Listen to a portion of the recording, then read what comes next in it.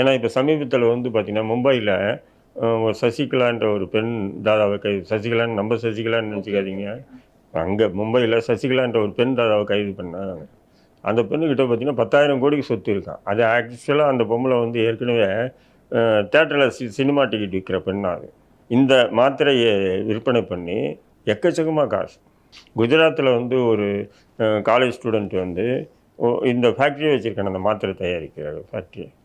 அவன் பார்த்திங்கன்னா அவங்ககிட்ட வந்து 1,00,000 கோடிக்கு கிட்ட மாத்திரையே பிடிச்சிருக்காங்க.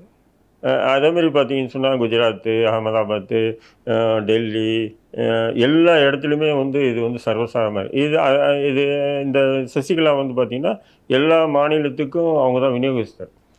இப்போ தமிழ்நாட்டில் வந்து இப்போ உங்கள் வீட்டிலே இருக்குது, உங்கள் பிள்ளையோ தம்பியோ பா அந்த மாத்திரை எடுத்து கொடுப்பா தலை வலிக்குதுன்னா நீங்கள் எடுத்து கொடுப்பீங்க. நீங்கள் எடுத்து கொடுப்பீங்க. கோட்டர் வாங்கி வச்சுருந்தா தெரியும் உங்களுக்கு. செருப்பு என்ன யார்கிட்ட என்ன இருந்து அப்படி தூக்கி உடைப்போம். அம்மாவோ அப்பாவோ உடைப்போம். இப்போ நீங்களே வாங்கி வைக்கிறீங்க. உங்கள் அம்மாக்கிட்ட அம்மா தலைவலி அந்த மாத்திரை எடுமான்னா எடுத்து கொடுப்பாங்க. உங்கள் அப்பா கிட்ட கேட்டால் எடுத்து கொடுப்பாங்க. என்ன தெரியும் அவங்களுக்கு தலைவலி?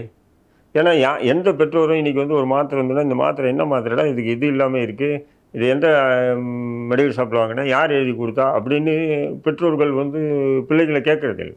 தலை வலிக்குது, உடம்பு வலிக்குது, கால் வலிக்குது, கை வலிக்குது, இது வலிக்குது, ஏதாவது ஒன்று சாக்கு சொல்கிறாங்க. இன்றைக்கி வந்து கண்காணிக்க வேண்டிய சூழ்நிலைக்கு இன்றைக்கி குடும்பத்தார் ஆகிட்டாங்க. அதாவது தன்னுடைய பிள்ளைகளையும் ஆண் பிள்ளையாக இருக்கட்டும் பெண் பிள்ளையாக இருக்கட்டும் கண்காணிக்கணும். ஏன்னா பள்ளி கல்லூரிகள்லாம் சர்வசாதாரணமாக இருக்குது.